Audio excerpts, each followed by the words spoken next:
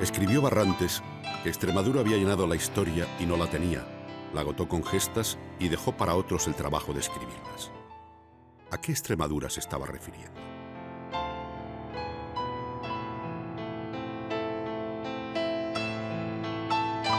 Regularmente han existido tres, en compartimentos estancos sin vaso comunicante alguno. La del señorío militar eclesiástico, la de la inmensa gañanía de Centeno, una pero más de labranza sin voz, y la Extremadura de la diáspora. Con esas plumas indígenas, más el añadido de alguna nacional y extranjera, puede reconstruirse la historia campesina de una tierra paradigma del mal reparto.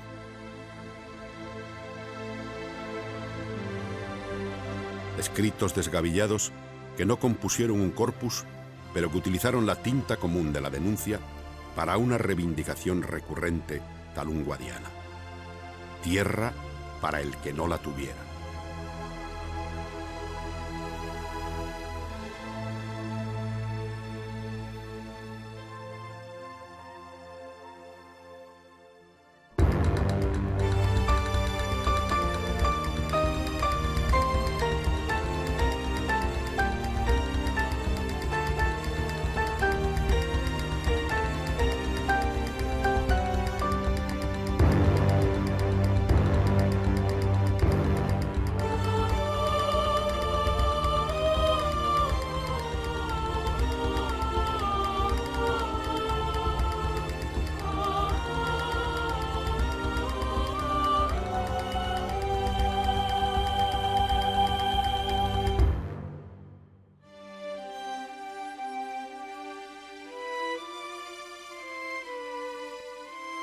Antes de la romanización por campos hoy lusitanos y extremeños, se habló ya del mal reparto.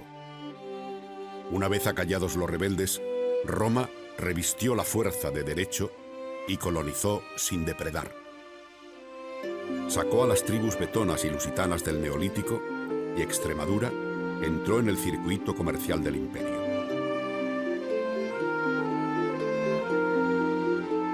Mérida, pensada como descanso para veteranos con méritos en muchas batallas, fue capital de la Lusitania. Larra escribió que era uno de los vestigios más antiguos de España y refirió la facilidad con la que un busto patricio empotraba su mármol en una pared medianera, o como un capitel fortalecía un muro. Capiteles para brocales de pozos, y en las casas más humildes, el poyo para sentarse fue un mármol con volutas jónicas o corintias. A diario, un campesino pisaba con su rústica albarca el «Aquí yace un procónsul».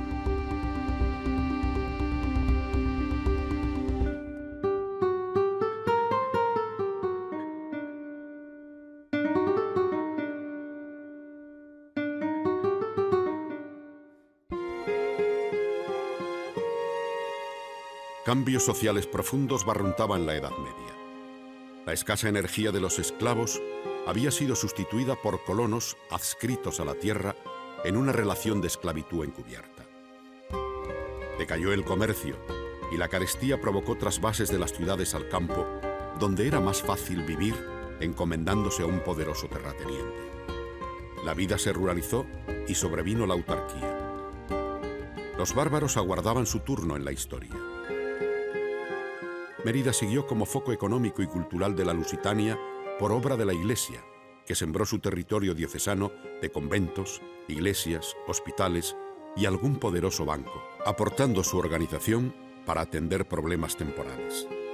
Las actas de los concilios emeritenses ayudan a conocer los zaguanes penumbrosos extremeños. El invasor árabe llegó a esta tierra utilizando la Vía de la Plata. Abad al-Raziz meditó recorriendo la muralla emeritense. Yo bien creo que aquí vino a poblar todo el mundo. Me semeja por lo que veo que no hay en el mundo su par. Y durante los primeros tiempos de la dominación agarena, permanecieron inalterables los latifundios, en poder de los invasores y de la nobleza hispanogoda, que en gran parte se islamizó para no ser desposeída. Pero el nuevo sistema de cultivo, irrigación e intensificación provocó una parcelación de hecho que redistribuyó epidérmicamente la tierra. Joseph Baretti dijo: Cuando los moros poseyeron Extremadura, toda la provincia estaba como un jardín de bien cultivada.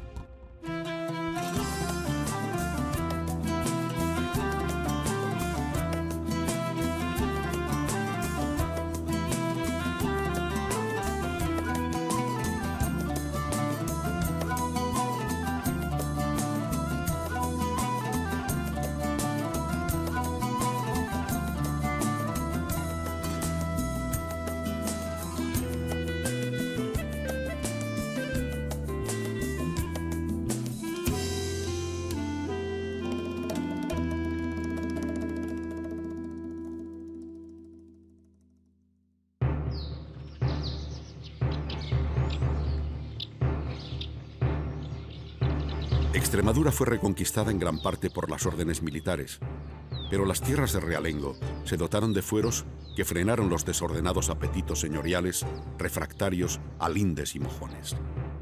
Conjuntos de leyes drásticas, como extraídas de códigos caldeos, imbuidas de un espíritu inquisitorial y racista. Multa de 5 maravedíes al que llamase a otro cornudo, traidor, gafe o judío. Multa al que arrojase a la calle perro muerto, puerco muerto o moro. Pese a los esfuerzos de los reyes por conseguir que sus villas y ciudades se autogobernaran, el señorío extremeño no evolucionó como en otros lugares hasta consumirse en sus contradicciones para dar paso a la burguesía.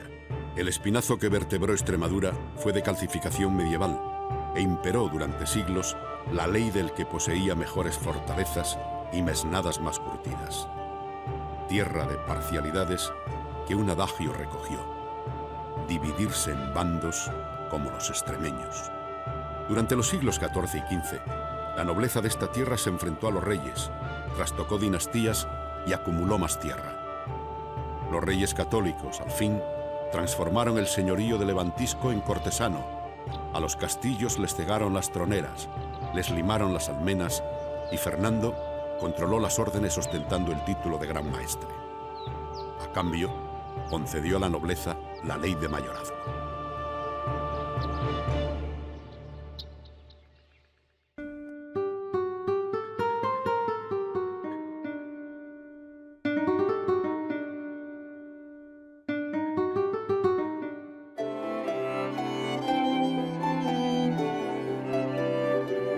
Aquella ley de mayorazgo fue el instrumento político que vinculó a perpetuidad el nombre familiar a una propiedad inmueble transmitida íntegra a un heredero único.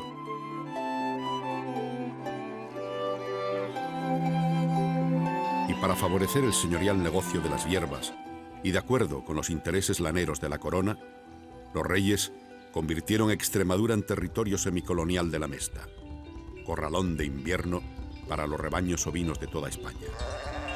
Según Julius Klein, la ley del pezuño provocó en beneficio de las ovejas la ruina del campesino.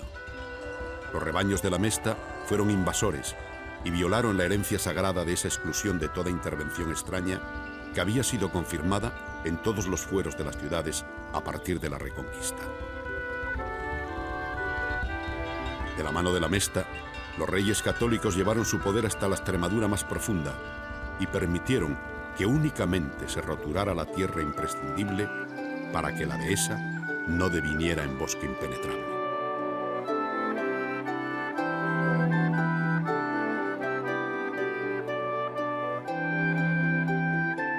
La economía extremeña, basada en la dehesa, fue una factoría de paro y el paro de emigración, otro Guadiana en la historia de esta tierra estrecha.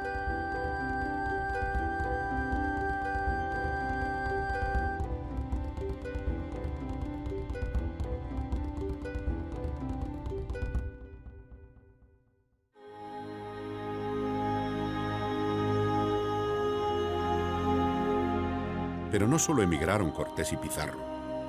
Hubo otra diáspora selectiva de pensadores y artistas impelidos a nomadear. No solo Valdivia, Balboa, Paredes y Alvarado. También Naharro, Miranda y Carvajal, extremeños que tejieron los pañales del teatro español.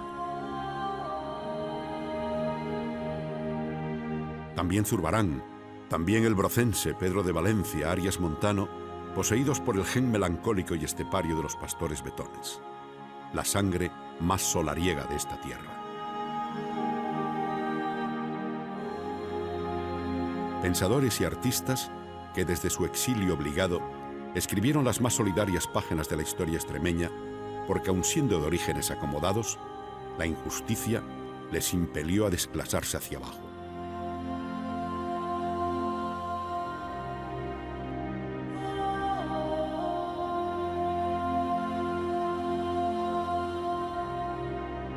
Vivieron la niñez y la adolescencia en una bellísima tierra expropiada, cuyas gentes ya estaban desposeídas de la ciudadanía que Roma les había otorgado. Antes de que se desperdigaran por Sevilla, Salamanca, Roma, incluso Tanco, en una epopéyica caminata llegó a Turquía, vivieron el drama, hecho costumbre, de los extremos irreconciliables.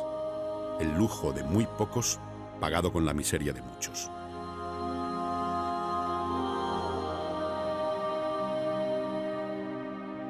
Abandonaron sus lares con el peso de una sobrecarga crítica y fueron adelantados de un pensamiento sin fronteras, uniformados por un temperamento estepario que les hizo reconocibles. Aversión a medrar de sus posibles y únicos mecenas, la nobleza y la Iglesia. Y perseguidos por el recuerdo, no se arredraron a la hora de señalar con el dedo a los prepotentes.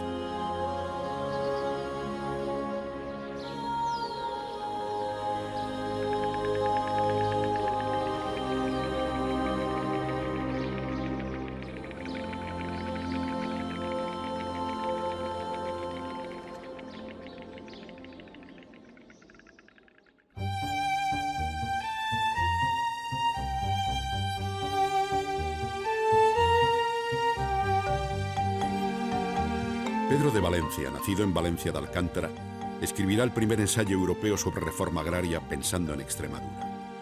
Su acrecentamiento de la labor de la tierra comenzó con una frase lapidaria: la tierra se ha de dar a los que no la tuvieran.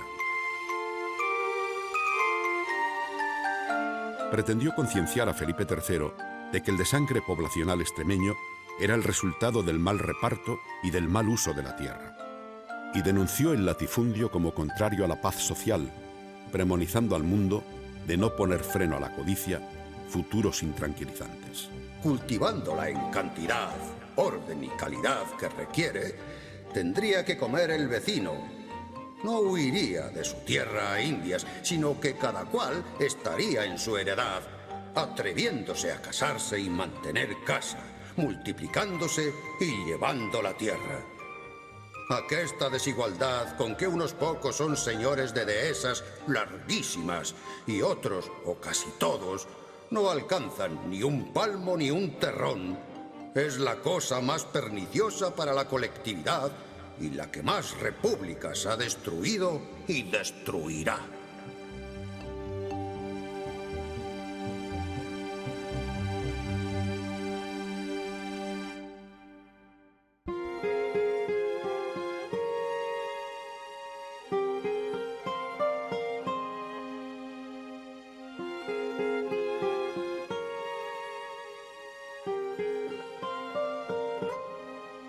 Como siempre ocurre a lo largo de la historia, también hubo excepciones a aquellas buenas ideas progresistas. En esta ocasión fue el emeritense Juan Pablo Forner quien con agria pluma se convirtió en paradigma del nacionalismo más ultramontano y agresivo. Y su discurso fue la levadura que fermentó el catolicismo más fundamentalista de la época.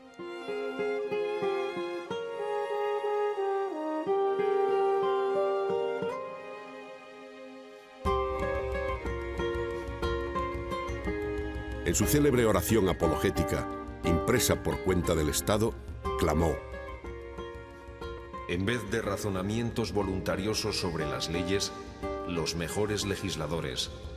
En lugar de sofistas impíos, juiciosísimos mantenedores de la única religión que enseña a ser justos.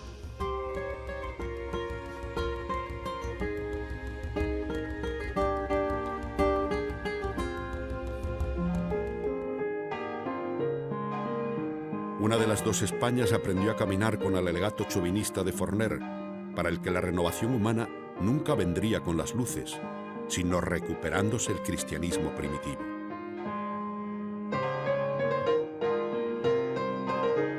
Otra viga maestra, que apuntalará el edificio del viejo orden, trono y altar, la colocó el extremeño Donoso Cortés, cuyos escritos legitimaron metafísicamente la irracional propiedad señorial.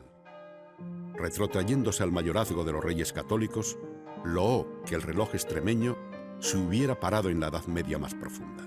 La tierra, cosa que nunca muere, no puede caer sino en la propiedad de una asociación religiosa o nobiliaria, que nunca pasan. Y contradijo sin paliativos la idea de Pedro de Valencia: la tierra se ha de dar a los que no la tuvieran.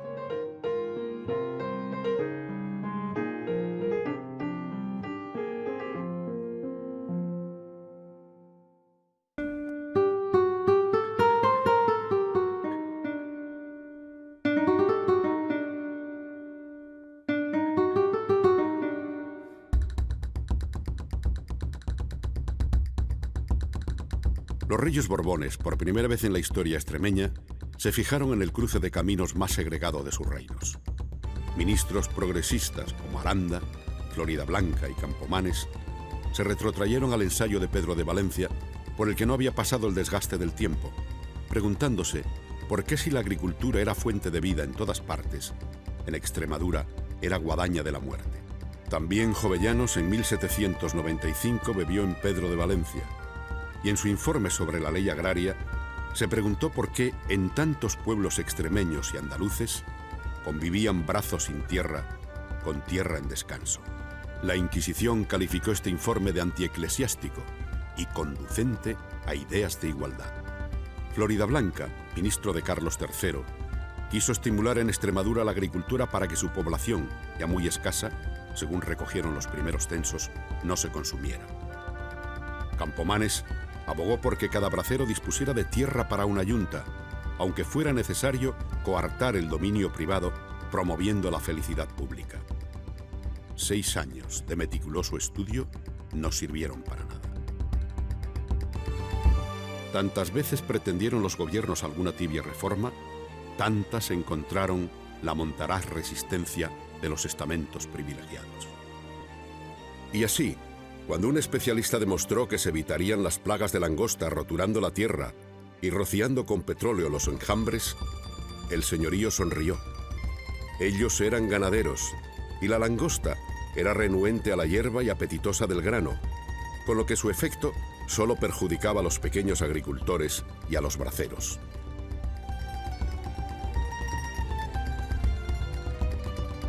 Y cuando a impulsos de la corona, un grupo de científicos se desplazó a Extremadura para estudiar in situ la pandemia palúdica, demostrando que la Anopheles hembra incubaba en las aguas estancadas de las dehesas, el señorío sonrió y se negó a drenar tanta laguna porque no atacaba a los ganados ni a la caza, y por otra parte, las grandes charcas constituían excelentes abrevaderos gratuitos durante el verano.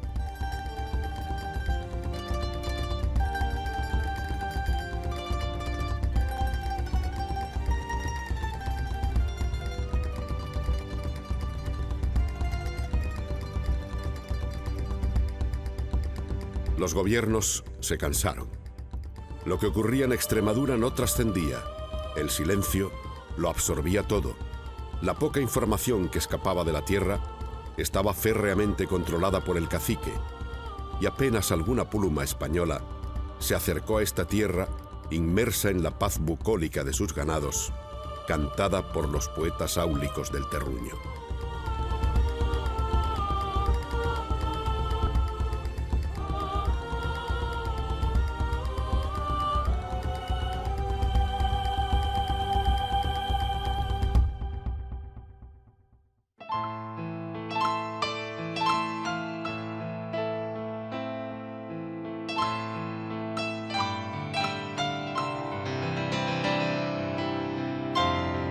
Causa perplejidad que durante los siglos XVIII y XIX, Extremadura, olvidada por las plumas españolas, fuese una tierra tan atractiva para tantos escritores extranjeros que la estudiaron como un trozo de África incrustado en Europa, y a las urdes cacereñas como un residuo viviente de la prehistoria.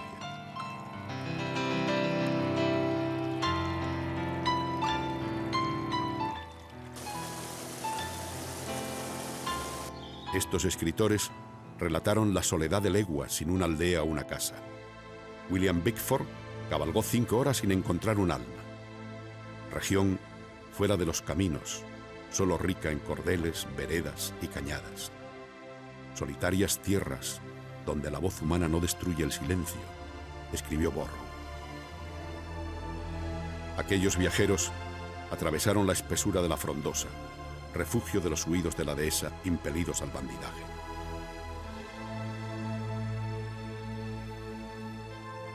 Baretti llegó a Trujillo, villa que se le antojó hosca. Al entrar, observó montones de piedras mal cimentadas con mortero y cada montón rematado en una cruz. Sumó más de 30, pensando en la devoción de los trujillanos, hasta que alguien le informó de enterramientos de bandoleros a los que la iglesia no admitía en sagrado. Baretti describió indígenas despreocupados por el futuro, de mirada alegre, que pasaban la vida al sol en sórdida y hambrienta negligencia. Borrow retrató seres sencillos, de buen corazón, resignados, señalando como causa de la decadencia extremeña el mal gobierno civil y religioso, culpables de esta abominación y desolación. Se moría de hambre lenta o de hambruna rápida, de tétanos por el contacto con cuadras hipocilgas, de triquina, fiebres pútridas, tabardillo y cuartana.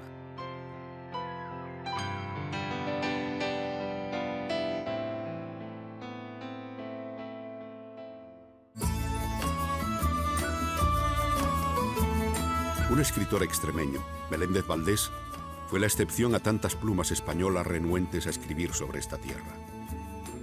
Poeta nacido en Ribera del Fresno, en el año 1754, precursor del romanticismo español, escribió con sangre confundida en tinta.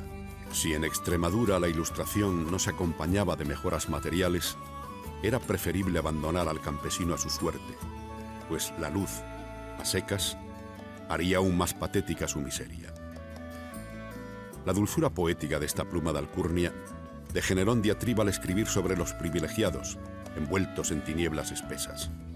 Pidió para Extremadura jornales, medicina que neutralizara tanta magia homicida, caminos, escuelas públicas, semillas para los brazos caídos y acequias que recogieran el caudal inútil de sus ríos. Y encareció a su paisano Godoy mirase por el jornalero. Pues extremeños sois, sed el patrón. Fue Godoy, nacido en Badajoz, el primer déspota ilustrado de España en tiempos de Carlos IV. Su programa político podía simplificarse en una bella metáfora: pan y luces. Estaba todavía lejos el despensa y escuela de Costa. Nobleza e iglesia, perjudicadas por un programa que exigía reparto, denigraron al extremeño envenenando a la canalla, que con este ominoso alias nombraban al pueblo. Tildaron a Godoy de garañón arribista, que llegó a la cúpula del poder después de curarle a la reina unas calenturas otoñales.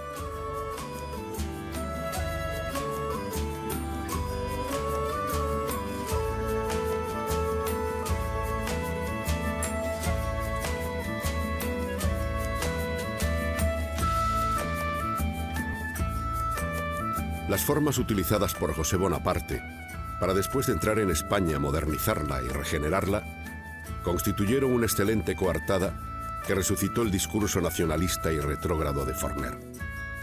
Sorprendentemente, el pueblo defendió los intereses de quienes durante siglos le habían expropiado, vertiendo generosamente su sangre a favor del antiguo régimen, mientras los afrancesados, un grupo de intelectuales y políticos avanzados, propiciaban un gobierno fuerte y poderoso que estimulase un programa de reformas controladas.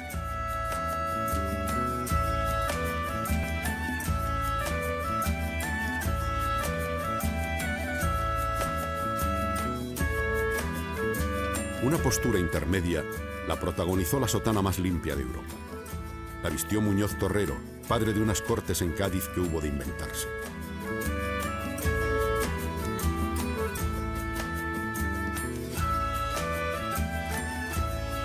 Ángel Fernández de los Ríos dejó escrito que la redacción de la Pepa fue obra exclusiva del sacerdote, a la que dedicó casi un año de prolijos estudios y borradores. Por vez primera, en aquella Constitución, la más avanzada de la Europa decimonónica, se proclamó que la soberanía nacional residía en el pueblo. Se aceptó la división de poderes, se cambió la palabra súbdito por la de ciudadano, se estableció la separación de la Iglesia y el Estado, se suprimió el Tribunal de la Inquisición y se decidió crear una clase media campesina repartiendo el latifundio.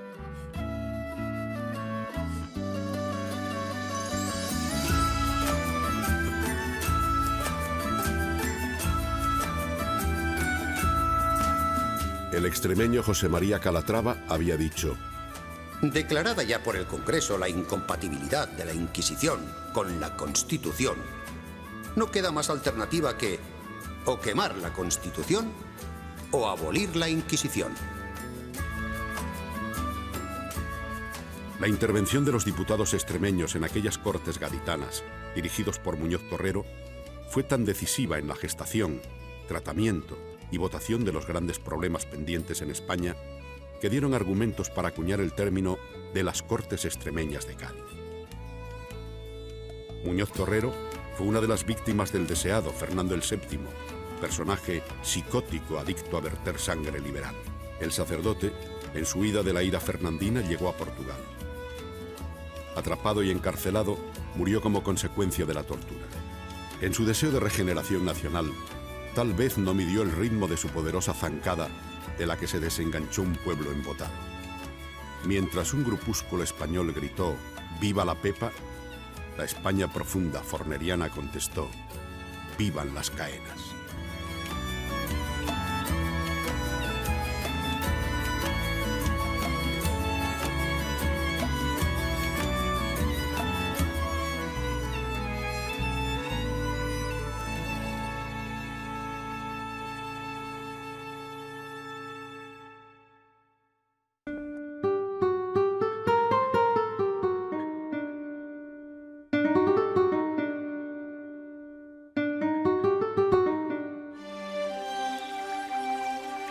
En tiempos de la regente María Cristina, el liberal Mendizábal expuso la necesidad de vender las tierras dormidas del clero para crear una copiosa familia de propietarios.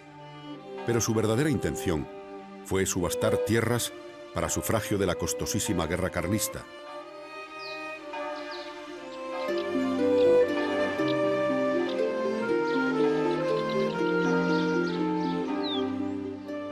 El sacar los fundos a subasta impidió que la legión de desposeídos pudiera acudir a las licitaciones. Lo que pudo haber sido la primera solución, a gran escala, del problema agrícola extremeño y andaluz, devino en una reforma agraria al revés. La nobleza acumuló más tierras, las de la Iglesia.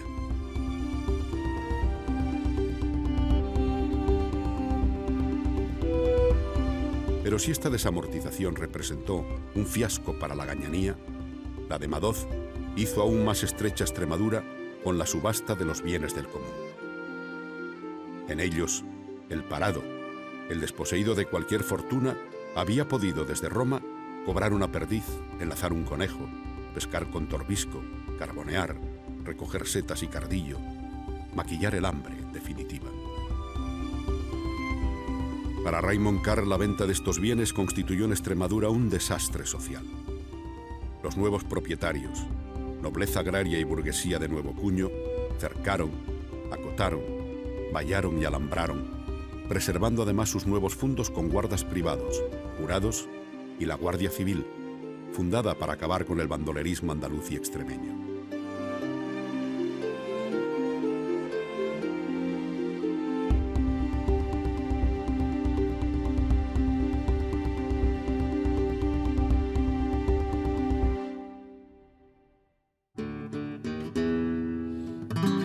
Consumidos los bandidos, el cuerpo armado no mudó su reglamento sumarísimo y los terratenientes presionaron al gobierno para que el tricornio no abandonase el campo y preservara la paz de las ovejas. Entonces pasó a considerarse bandidaje cuanto atentara contra la propiedad privada, y en aquel cajón desastre entró hasta el furtivo, que desesperado por la hambruna cruzó las alambradas para sustraer un costalito de bellotas. Surgió la figura del bellotero ominosamente fusilado en el idílico escenario de la dehesa, y ni un solo pueblo extremeño se libró de estos pioneros revolucionarios, mártires de un mezquino reparto de los frutos. Con las desamortizaciones, maduró en el pueblo el odio contra unos amos a los que no conocía. Una pluma extremeña señaló al causante de todos sus males, el cacique, el noble o su administrador, que señoreará la historia extremeña hasta los umbrales de la última democracia. Fue Felipe Trigo, un enfermizo soñador, médico rural en su tierra de la que huyó a Filipinas porque no pudo soportar aquel friso de carencias con belloteros legalmente ajusticiados. Tantos que estas muertes se hicieron costumbre. Escribió: No es posible en modo alguno reunir a la mayoría de los individuos y condenarlos colectivamente a una condena a muerte por hambre general. Su novela Jarrapellejos es la metáfora del propietario que administra sus hierbas y la vida de los lugareños. El simple hecho de que un año agrícola retirara toda la tierra y hierbas por meter en cintura a los peones díscolos traería consigo que el hambre degenerara en hambruna. Controlaba el bonete, el tricornio, el ayuntamiento, el juzgado y la escuela de todos los pueblos aledaños a sus tierras. En tiempos de elecciones, el administrador recaudaba el voto para su amo. El noble absentista que se había constituido en el cordón umbilical entre los votantes y la misteriosa abstracción del gobierno.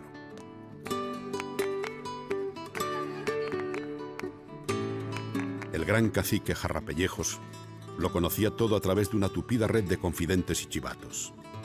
No se movía una hoja sin que alguien le avisara. Espiaba el nacimiento de la pubertad de Pernada y alternaba la dádiva de capo con la ira del prepotente, dispuesto siempre a contratar matones para meter en cintura al disidente.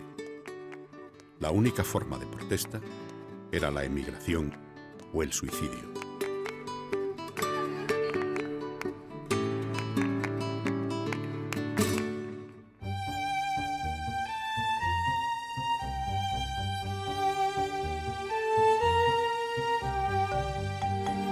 Ilia Ehrenburg, escritor que venía de los hielos moscovitas, coincidió con Trigo. Extremadura está tan lejos del mundo. Nombre triste, país triste. En Cáceres hay magníficos palacios. Son los palacios de los terratenientes. Se ven pórticos florentinos, surtidores árabes, faroles venecianos. El propietario de esta villa posee 10.000 hectáreas de tierra. Es un caballero distinguido y un cazador apasionado. Suele venir aquí todos los años a cazar perdices. Otra vez la paradoja. En una tierra donde el analfabetismo era coartada mental más dañina que la fiebre corporal. En una tierra con pocas e indecorosas escuelas. En una región en donde la sintonía entre el latifundio y analfabetismo fue una consecuencia demostrable científicamente, nace en el año 1870 el hombre que escribirá el primer libro blanco de la docencia española.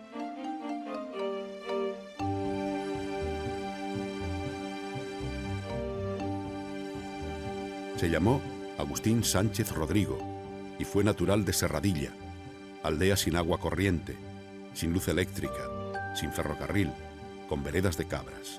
Aquel hombre alucinado atisbó la utopía y para traducirla viajó a Madrid y compró maquinaria impresora movida a pedal. Llegó desmontada a la estación de Mirabel y desde allí a Serradilla a lomos de mulas. En la aldea perdida, tiró y distribuyó a través de un raquítico servicio de correos el método Rayas, que enseña a leer y escribir sin sangre. Aprendizaje placentero y revolucionario, conocido por su frase proverbial: mi mamá me ama, yo amo a mi mamá. Aquel método, que apenas desalfabetizó Extremadura, llegaría hasta la aldea más perdida de Iberoamérica.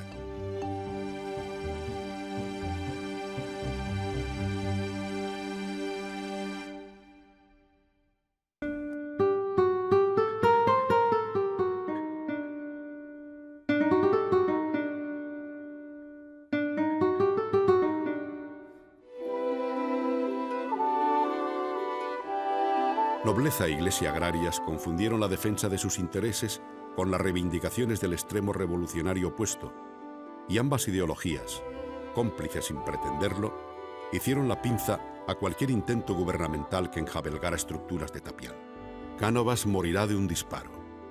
Canalejas, primera voz política que habló de expropiaciones forzosas por utilidad social, murió de otro disparo. En esta sórdida y asfixiante atmósfera terminarán por aparecer en Extremadura, umbral del siglo XX, los primeros movimientos campesinos dispuestos a cambiar el discurso que desde los púlpitos la Iglesia venía inculcando al lugareño.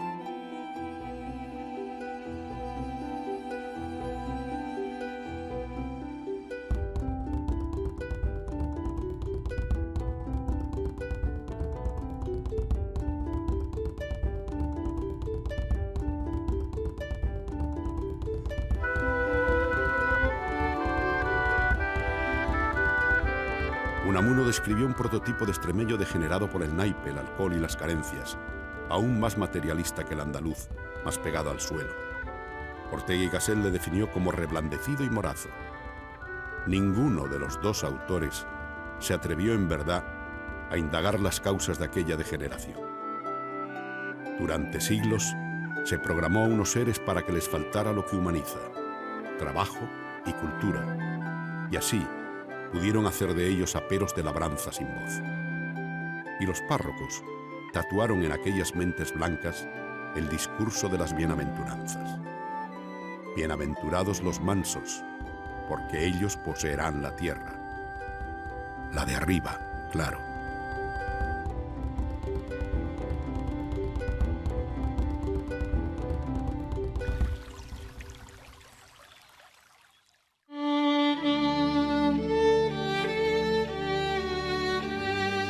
El nuevo discurso obrero habló de bravos que lucharan por recuperar de la vieja expropiación medieval un pedazo de tierra arable.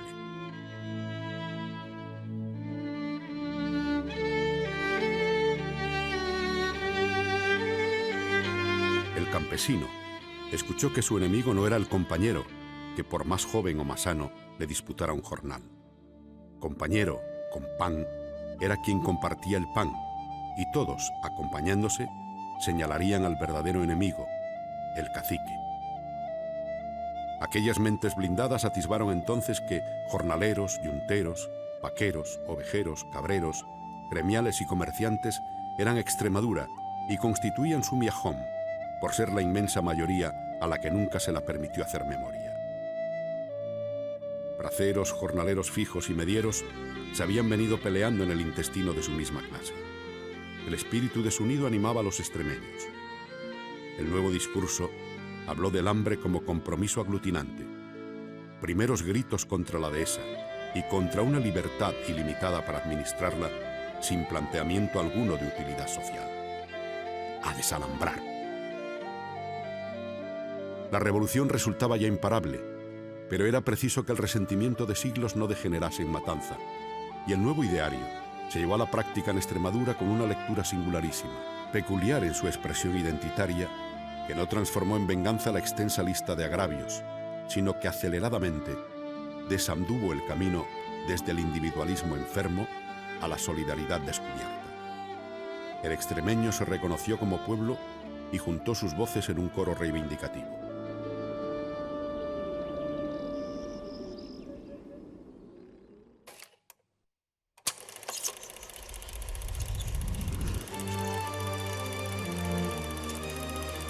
Ehrenburg escribió que la metáfora del compañerismo en el mundo la representaron los jornaleros extremeños de la República, predispuestos ya a desprenderse de parte de su jornal en beneficio del compañero enfermo, con más familia o más tiempo parado.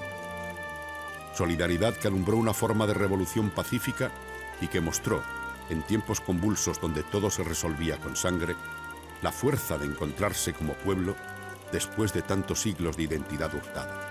Dentro de la jornalería extremeña, los yunteros se diferenciaban de los braceros, cuya única riqueza eran sus brazos, por poseer un capital añadido, yunta de mulas o de bueyes.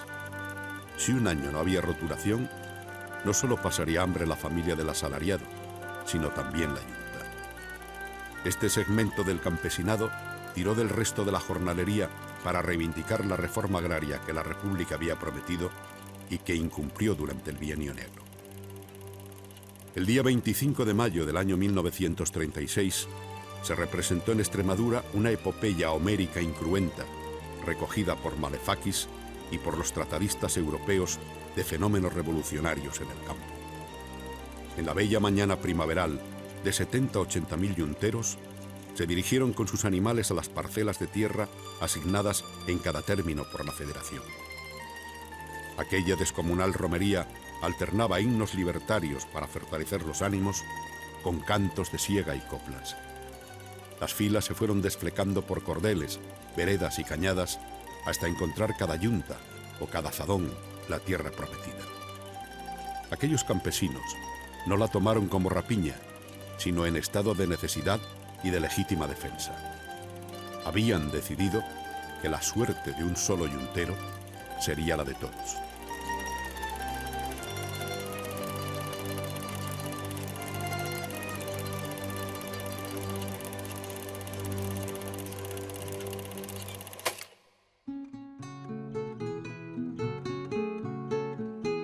El gobierno sopesó desalojarles, pero esto supondría un baño de sangre. Entonces, legalizó las ocupaciones. Esta tierra que no es mía, esta tierra que es del amor. Esta tierra que no es mía, esta tierra que es del amor. La riego con mi sudor, la trabajo con mis manos. La riego con mi sudor, la trabajo con mis manos. Pero dime, compañero, si estas tierras son del amor. Pero dime, compañero, si estas tierras son del amor. Porque nunca lo hemos visto trabajando en el arado. Porque nunca lo hemos visto trabajando en el arado. Con mi arado abro los surcos, con mi arado escribo yo. Con mi arado abro los surcos, con mi arado escribo yo. Páginas sobre la tierra de miseria y de sudor. Páginas sobre la tierra de miseria y de sudor.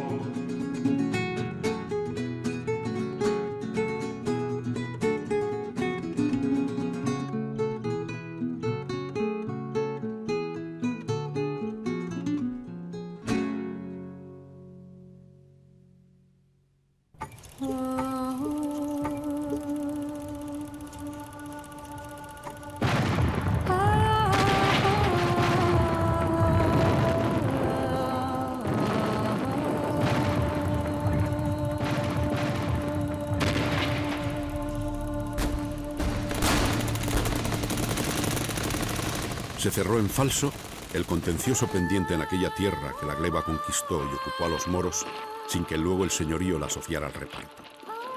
El triunfo de los alzados, en abril de 1936, le devolvió la propiedad temporalmente perdida a la nobleza agraria y a la Iglesia, y arrasó cualquier nuevo intento de compañerismo identitario. Regresó a Extremadura la paz horaciana de los validos y cencerros que provocó la segunda gran hemorragia migratoria sin plaqueta alguna que contuviera el de sangre. 1 millón de extremeños huyó del campo a las ciudades industriales, reverdeciendo el adagio de nacer en Cáceres y morir en cualquier parte.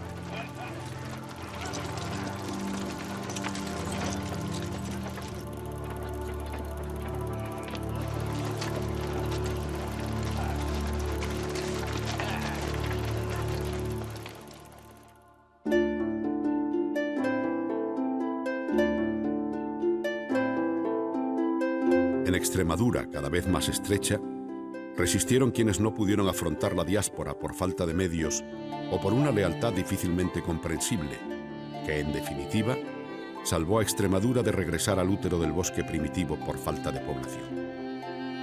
A costa de un precio altísimo, pagado por generaciones que únicamente recogieron de la vida lo peor de ella, hoy Extremadura ofrece el intocado paisaje mediterráneo de la dehesa, tesoro ecológico de la humanidad.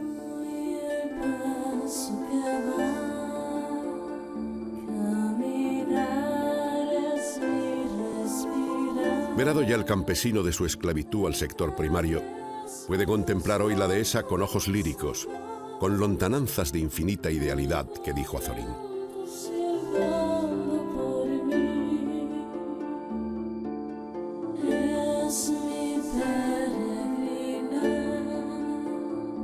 Aquellos rabadanes, cabreros, ovejeros, jornaleros y yunteros legaron además un bellísimo lenguaje en vías de extinción que recoge penurias, melancolías, desmayos musulmanes, junto a energías epilépticas, rumias, consejas, dichos y refranes que resumen toda una impronta campesina.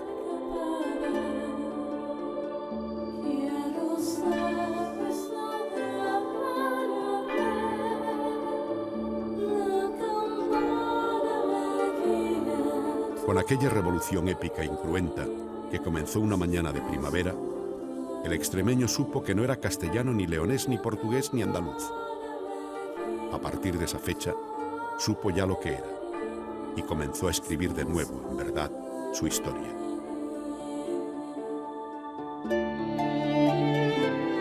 Las tres Extremaduras se resumen en una, que la diáspora multiplica desde el País Vasco a Algeciras, desde Berlín a Quito, cumpliendo la vocación exógena de un pueblo fugitivo que destiló su penuria en una alquimia reconocible. Hacerse de otros sin dejar de ser suyo. Ser más en la mezcla. Andar todos los caminos. Y a surcar los mares, siguiendo la estela de aquellos adelantados, del primer y único mestizaje que la historia conoce.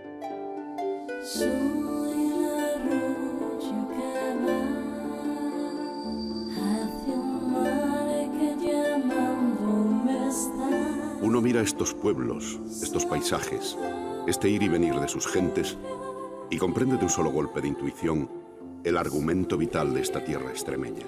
La belleza, el dolor, la alegría, la soledad, el esplendor y la miseria. Aquí está todo lo que somos y fuimos. La trama de nuestra historia y de nuestro singular modo de ser y de vivir.